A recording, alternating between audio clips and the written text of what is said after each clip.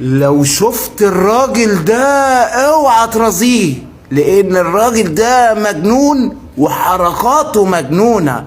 بص هيعمل ايه، اتشنج واتعصب ورزع. يا ابن الجنية جبت ارقام قياسية. تخيل هيطلع ايه من صندوق الزبالة ده، مش هتصدق. كان ماشي في الفيلا بتاعته ولقى المكان ده سلالم صغيرة جدا وباب، فبيقول اخبط على الباب بالشكل ده. بصوا يا جماعة الراجل ده استغرب قوي، بيقول لك ايه اللي موجود هنا. شوية دقيق بس هتعمل منهم منظر غير عادي وغير متوقع. بجد الراجل ده فنان قوي. لايك بقى.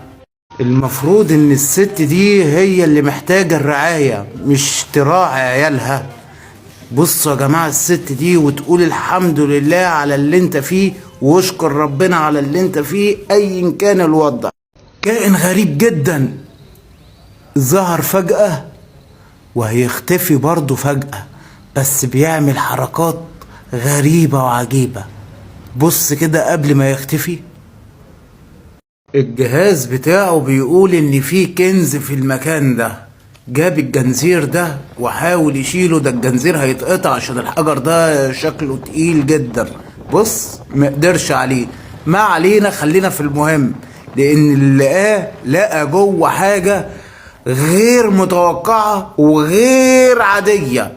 سيبك من الذهب والكلام ده.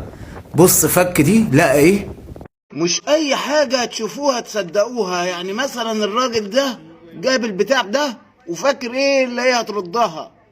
سعيد جدا هذا الارنب وبيجري جرية جميلة جدا. ايه اللي حصل؟ اكلوه والله يرحمه.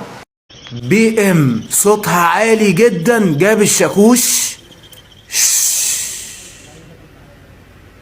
المقلب ده فكرته رهيبة، اتفرج.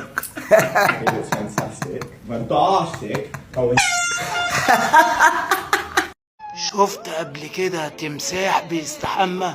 لا ومش كده وبس، ده مبسوط كمان وبتحميه بفرشة اسنان وفي منتهى السعادة وعايش اللقطة. اتفرج على اللقطة دي كده.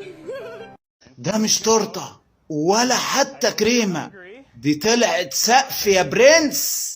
فتح له الشباك علشان يطير، برضه لزق في الازاز.